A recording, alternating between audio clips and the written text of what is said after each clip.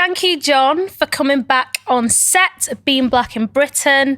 The reason why I called you back, John, was because there was a lot of interesting feedback in one of the promotional clips that we put out there on Instagram. And it seems that there were those that agreed and disagreed with your position saw that. on something you said. And I think it was the topic of whether we should work harder. Yeah. As people of colour, as black people in the workplace. What was your response to that? So I was speaking more from the perspective of the immigrant and saying that essentially I don't think we work 10 times harder. Okay. I was saying that there are difficulties that we face, but there are advantages that we have as well, because when you come into a place and you feel like you have a disadvantage, what tends to happen is that you are more observant to what you can do to make yourself better, which is why you find in many countries that the immigrants tend to always do better, not just the blacks, but the immigrants on average do better. Yeah. I think that for those that saw the clip, saw the question, and your response being no, they shouldn't have to work 10 times harder, that's what provoked the conflicting responses. Yes. So I thought, you know what, John, let's just give you a chance to unpack some things, and maybe if we get a bit more context as to who you are, what shapes your view of the world and how you engage the world, maybe we can kind of add another layer to that feedback, that response that you gave us. So thanks for having me back. Thank you for receiving the invitation. I think to start with, John, could you just take us on a little bit of a journey as to how you've got to this point here? If you could give us a windstop tour of John's journey, adult man John, take us there. Okay. I think I have to start from the beginning. Right. Which is, so I'm first, I came as an immigrant to this country. Followed my dad. He got a job in this country and he brought his family over. So I was raised in Nigeria till I was 7 years old. So I'm coming from a place where I've seen certain things in Nigeria. I've been raised in a different culture. Right. In which values were already established. They say that a child's values are already established by the age of 7. So I guess I'm coming with a Nigerian ideology. Yeah. And then I go through certain trials and tribulations in this country. Coming as a fresh child, speaking with an accent without knowing I had an accent. Yeah. Certain words I said, I was thinking I was speaking the same thing as the kids, but apparently not. And so, being beat up in the first 2 weeks of being in school. Being beat up? Yeah. There was a kid that... As in physically accosted in the school? Yeah. So there was a kid that I think he had an issue with me. Maybe I was getting too much attention being the only black kid in the school at the time. And he decided, he didn't like that. Drop this boy, step on him, all that kind of stuff. Wow. Parents were like, oh, when you get bullied in school, don't react back. Talk to the teachers.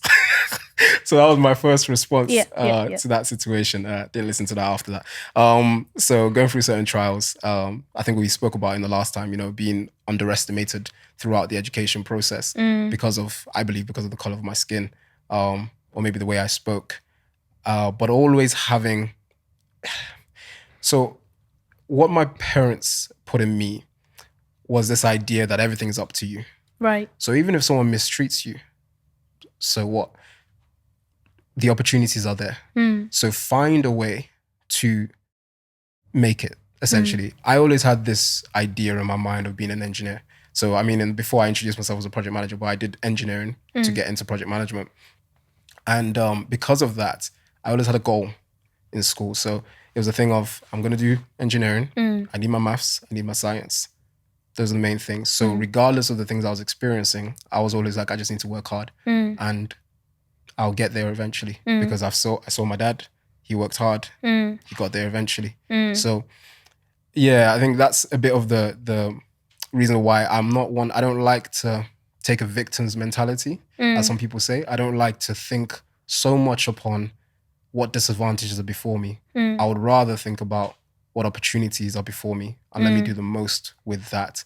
And which is a way that helps you not to measure yourself with other people as well, because I'm looking at my circumstance, not somebody else. It's a circumstance. And that's just a little bit. That's really interesting.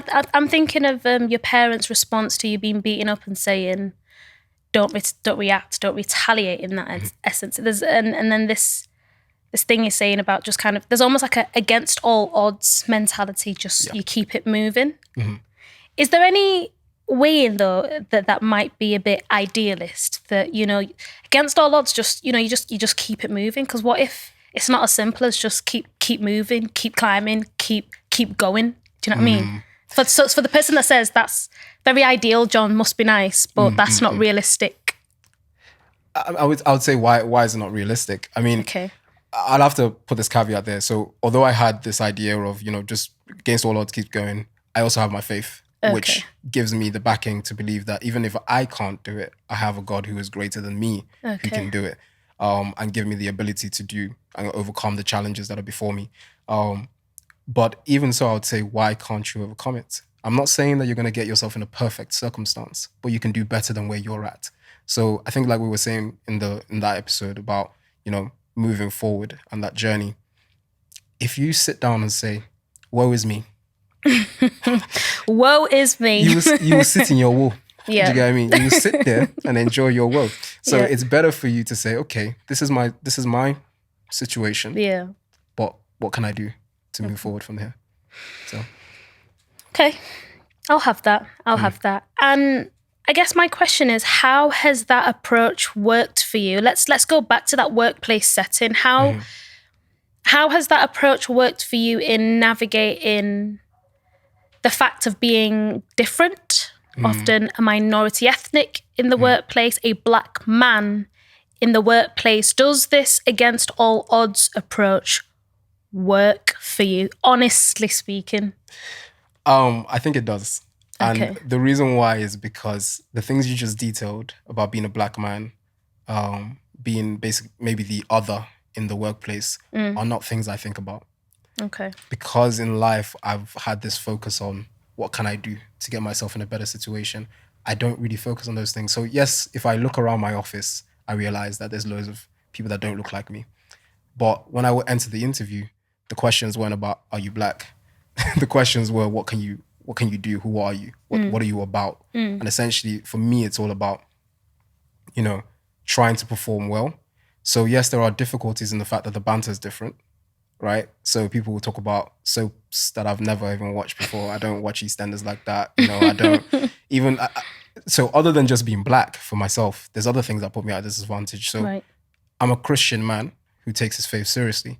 So there's certain shows I don't watch, right? So I don't watch Love Island, for example. I don't watch Made in Chelsea, for example. And these are things people talk about. And why is that? It's not good for the soul. Okay. You know, there's certain things I don't want to look upon because it's not beneficial for me. So as a Christian man, I've also put myself as other. Right. But end of the day is this one thing we all relate upon is we all have families. We all have trials. We all have things we're trying to do. So even though I can't relate with someone about the Made in Chelsea or the Love Island, I can say, how's your day going? How's family? Oh, you've got cousins. Are you seeing them? What plans do you have? What food did you eat? There's other things you can relate with people. So if I took the woe is me approach, I would have just been like, oh, I can't get along with anyone. But because I don't take that approach, I find other things that we can talk about and I can relate well with those who are in my workplace. So what I'm getting from that is choosing to engage with people simply at a human level and identifying what makes us human and how can we tap into that to find where we can connect, where we can relate. Yeah. Okay. And share your culture. Okay. I share my culture all the time. Okay. Like, I'm unapologetic about it. I was like, yeah, had this food the other day. I guess you haven't tried it before. I'll send a picture, even if you don't ask. Can I ask a question on this food issue? Have you ever taken any Nigerian foods into the workplace and eaten it at work? If so, what have been the implications of choosing to do so? I think I might have. I think there were two things. And whoever's Nigerian is going to laugh at this for the second one. So I took jollof rice. That's fine. It doesn't really have much of a smell, for example, because I think that's the issue with African food sometimes. You know, it's strong smell. But there was a time I went to a suya shop. Okay. And anyone who's had suya before knows that it stinks because of the spices inside of suya and the onions. Pungent. And I didn't go alone. I went with a colleague who was also Nigerian. We had it on our table and I was just there like, we have ruined this entire half of the office. Did you get anyone saying this? What's that smell? It stinks. We got a bit of some looks. Okay. But no one said anything too bad. So yeah, I've done that, but not much, just because one, I'm lazy. So I'm not about cooking Nigerian food. Yeah. Taking it to No, work, that's so. interesting. That's interesting. Yeah. Zooming in on the black man element, do you feel like there's ever been points in time where you've had to navigate some of the stereotypes that come with who you are and what you look like as a black man with a beard? You know, have you ever had to either attempt to challenge some of those stereotypes that might impact the way that people relate with you, either in the workplace or outside of? And if so, what has that looked like? Or is that just not a common encounter for you? I think I have. So a lot of things have become subconscious Right. because of my, just growing up in the UK. You tend to do things. For example, although I'm not the tallest black man, I'm not the skinniest black man. Right. So, a muscular build to a certain degree can be intimidating. Yeah, right? yeah. So I think in the past I used to put a lot of effort into smiling at people, Right. so that people don't think I'm annoyed or angry, because I'm not. Do you have a resting face, do you think? Yeah, it's a smile. Okay. And what I mean by that is that I've trained it to be that in the workplace. Okay. Because I don't want people to think like I said, I don't want people to think I'm annoyed. But yeah, if I was being neutral, then you probably think this guy's pissed off, but Okay. I'm not. That's interesting. Yeah. So you're saying that's something that you consciously or unconsciously do then, that you've trained yourself to? Trained. Interesting. Yeah. How else have you what other things have you had to be mindful of, do you think? Or is it just generally just sort of this physical appearance that you've had to be mindful of? It's mostly physical appearance. I think the other things I think are generic to everyone. So the topics that you're allowed to engage with others at work, for example, you have to be careful. As a Christian man, it's not every topic I can talk about with people because I don't agree. So I have to be very careful to say to people, I don't think this is a conversation we can have at work. Right. Because my opinion isn't popular. Interesting. Yeah. All right, let's unpack that then. So as a man of faith, you're a Christian. How does being a Christian then impact or shape the way that you generally engage with the world? Okay, for example, let's say social justice. As a Christian, how do you view or engage with social justice issues? Very generic, but at a fundamental level. I think I have to prioritize things when it comes to social justice. What's most important to me? I would always say to people, I'm a child of God before I'm a black man. I'm a child of God before I'm Nigerian or British. So if there is a social justice issue that's going on in society, if I feel that it is, let's say it becomes violent, for example, I won't put my name to it because I first represent Christ before I represent that issue. So I'm not sure if I'm answering it well, but I'm trying to say essentially with everything, I have to first look to what would God want me to do? Right. How should I represent myself even with this issue? Should I be calling for, the destruction of a nation? Maybe not. Do you get what I mean? Should I be calling for the mistreatment of a race because my race is mistreated? No. So if there's a topic about blacks and the disadvantages that blacks have, I'm very careful because I've noticed that there's a trend where because of the history, some black commentators or voices feel comfortable to now speak poorly about white people, for example.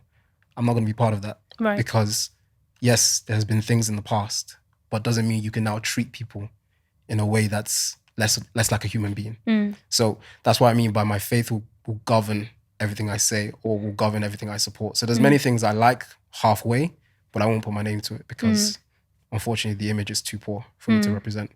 There's almost a hypocrisy there, isn't it? That we were dealt with in this particular instance and so we'll return it. Yeah.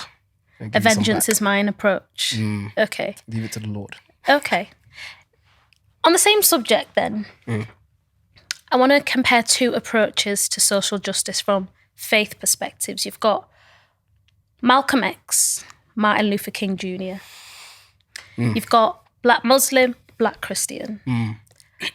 The two of them were activists in their own right. They both pursued justice for the Black community, for humanity.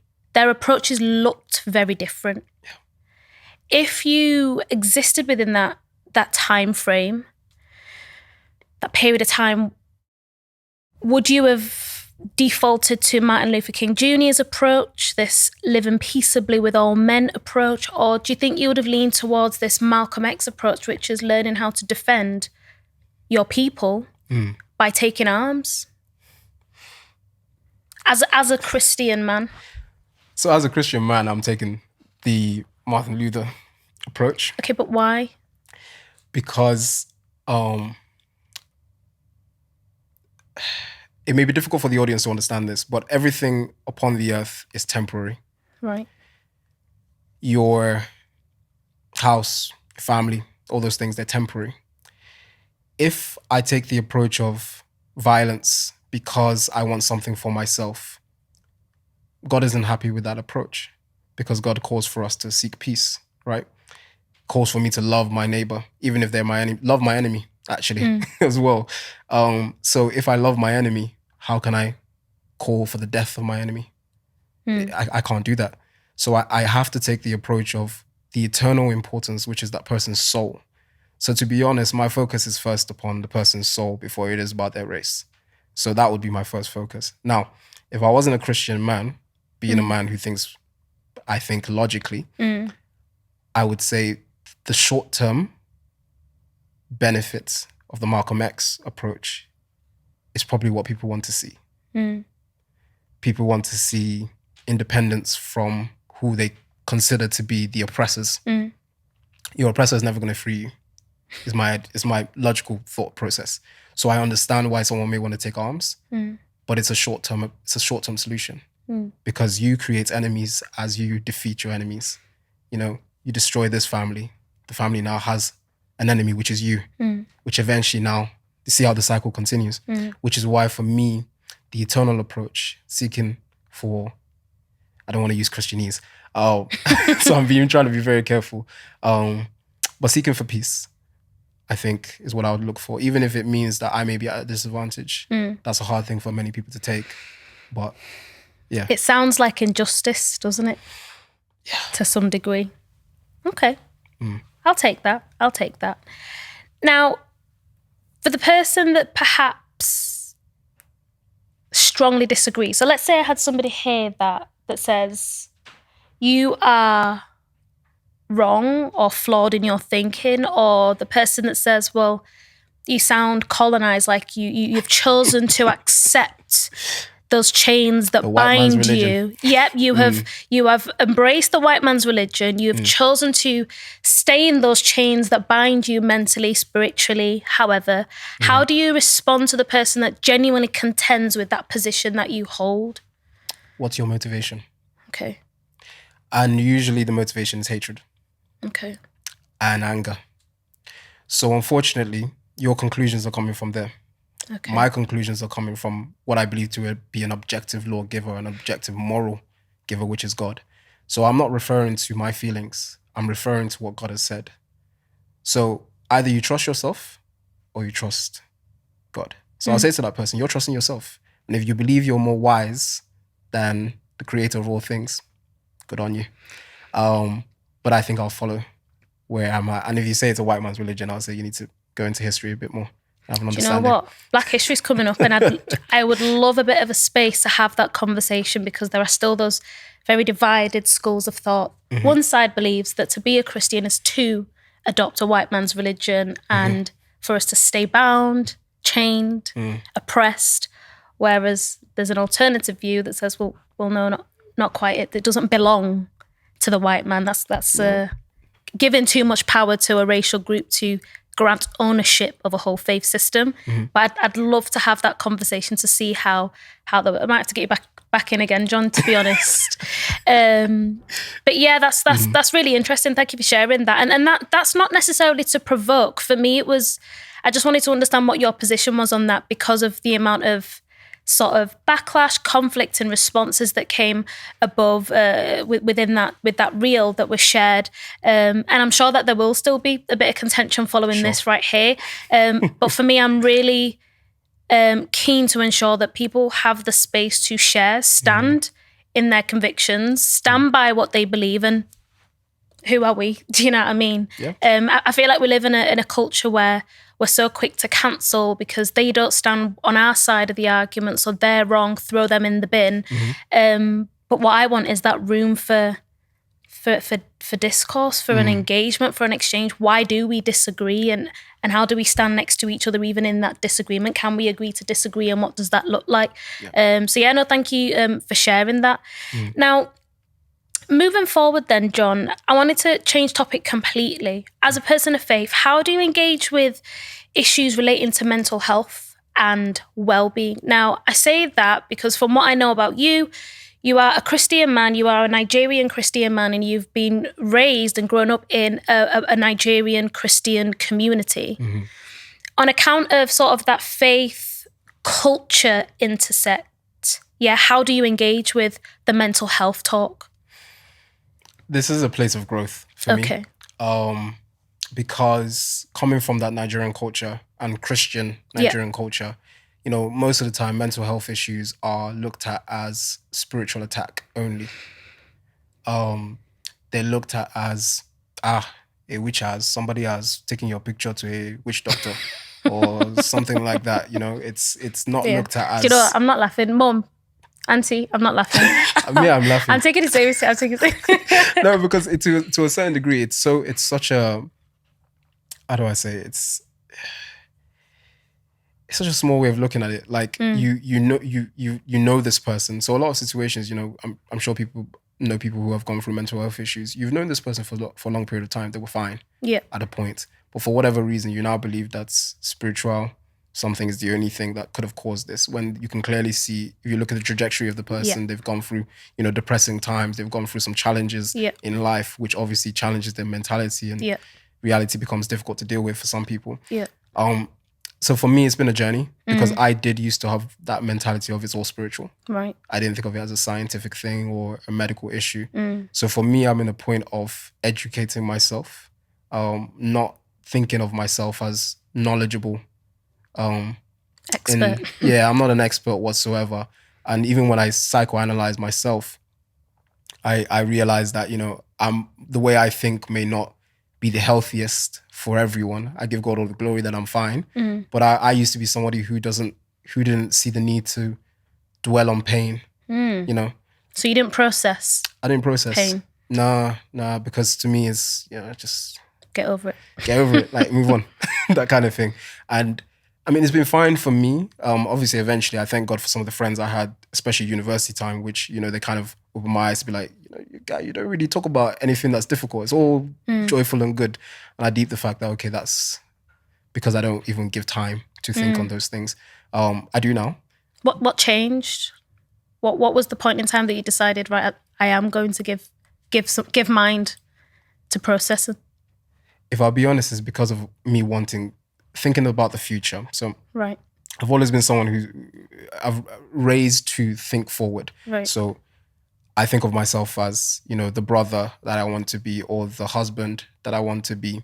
And when I realized that in friendships, I was doing my friends almost a disservice because they weren't getting the authentic me. Right. And not really understanding how I'm processing things, I realized, okay, I need to actually address these things and speak about things that I'm uncomfortable about, so that I don't have hidden annoyances or hidden dislikes that people won't know about. So it was actually, I was more motivated because of what I didn't want to happen in the future with someone who's close to me. So I was like, okay, let me solve this as I'm an individual on my own now with the friends that I have, and so I can even better serve my family as well. So, and I realized that, you know, my family members may be able to see this, but after that, we had more real conversations. Everything else before used to be very idealistic. Okay. Like surface level, just not really discussing what really matters. Not diving in. Interesting. And how have your family responded to that then? Is that because of what family life looked like beforehand? Was that sort of the culture, that what you knew? if that's the case, were you the one to start changing and shifting what was that relational dynamic? I was definitely not the one to start. Okay. I've got 3 sisters. Especially my immediate sister, she probably you've had her on. Yeah. Afro Minds. So, she's always been very conscious about these things. So I think she started the change massively in the family to kind of just think about these things a bit more. Not that we were functional, we were good. Yeah. We shared things. There was just another level that needed to be reached. Yeah, because obviously we're a praying family as well. So it's one of those ways that there's a problem, let's come together, we'll pray. And God has been faithful to us. There's been a lot of things that, seemed impossible that God brought us through. So sometimes I think because of that reliance on God, we didn't see the necessity to share with each other. Right. Yeah, because I had this, this confidence in one of the more difficult situations where I was just like, God has got it. Just leave it in his hands. Yeah. And he did, but end of the day is I should still tell my family, like, how are you doing with this? I didn't ask those questions. Processing questions. Yeah. That's interesting. Okay. Now, thinking forward then, thinking into the future in terms of the type of father you want to be. So you've talked about the type of brother you want to be, the type of husband you'd want to be. What type of father would you want to be to your children, assuming that you're bringing them up in this space here, in this climate right here? One that points them to reality. First of all, I want to focus upon the faith because their eternity is my number one thing, that they know God. And then in that, that they are able to navigate life in a healthy way. It's a difficult thing to like pinpoint exactly the things I would need them to focus on. But I just want them to, I would say this actually. I want them to, of course, have the faith. I want them to build an understanding of service. What do you mean by service? I think what harms the world and a lot of relationships is because people are very selfish. Right. We think too much on what I need, what I want, what is good for me. And we don't think enough of how do I serve you? Do you get what I mean? How do I make this circumstance better for my family?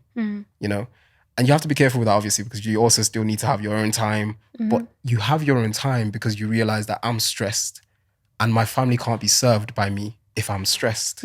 So let me get my own time. So if you're thinking all the time about people and serving them, which is what, is said in scripture, that a leader is a servant, right? So I want my kids to also have that mentality of how do I serve my family best? So therefore, if we're arguing, you may think, oh wait, I don't want to annoy my father. Maybe he's got a point. Let me go back and think about it. Or me too. I see my kids, they say something that's annoying. I'll be like, I'm annoyed, Sha, but I want to keep a good relationship with them. So let me go back and think about what I've said. Maybe I didn't say it the right way. So always thinking about the other person, but in a way where you're also still thinking about your health in order to serve them, kind of thing. So I don't know if I've been able to pinpoint it right. Absolutely. From the onset there, it was thinking beyond the self, living for more than yourself. That's an uncommon way of living, if I'm honest with you, because in the age that we live in, it's all about self-actualization. It's about this self-ambition, that my definition of success, it's how I want to live, that the soft life that I want, like we spoke about a few weeks ago, it's very self-centered, self-serving. And I think to try and push that or raise a child in the other view, which is to serve others, to serve humanity, to serve the world, that's almost a conflicting way to parent, because you'll come in contact with this opposing view, this opposing sort of way of engaging with the world, which is pushed on social media and everywhere else. That's a heavy job. So praying for you, John. Hey. Good luck with that. Hey. You're going to need the prayers. But yeah. But, I mean, I think it starts with serving God. Yeah. I think then it makes everything a lot easier because,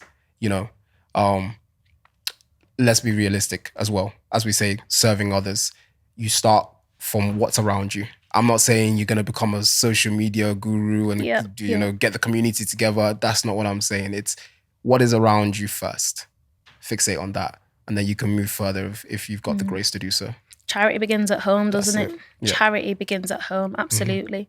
John, thank you very much for that. It's been great to unpack some of those things. I'm really happy that we gave you a minute to, just to offer some clarity as to your position on some of those things. Yeah. It'll be interesting to see how others respond to that. But thank you for offering your thoughts. Yeah, thank you. We probably will be seeing you again, John, I'm not going to lie. So watch out for Black History Month, faith, ethnicity, history, slavery, all of that put into one whole conversation. That's some heavy stuff. So be reading and studying, John, because we're going to need some real evidential content to back some of that. Yeah. It's not what we think and feel. It's what's the evidence? What is our history? Yeah. The history of the church, and how does that impact our lived experience, the way we engage with that in present day? The history of history in general is such a big thing. Like, I don't want to go into that now, but it's like, whose history is it? Because honestly, like, sometimes even when I look at social justice issues, I'm like, I don't want to go too far. Please don't come for me for this. But you look at social justice issues, we talk about the slavery of Black people, more than 400 years. Terrible, horrific thing. Keep going in history. Keep going. And you realize, oh, this other group, oppression for more than that length of a period of time. This other group, and then this other group, and this.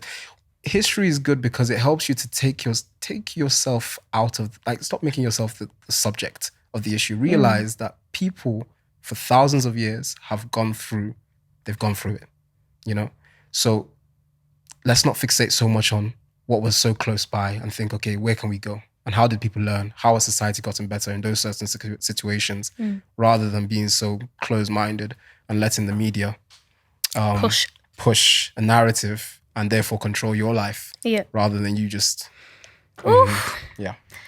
Bit deep, bit techie there. But we're gonna bring that to a close. Thank you very much, John. Honestly, really appreciate it. No worries at all. Thank you.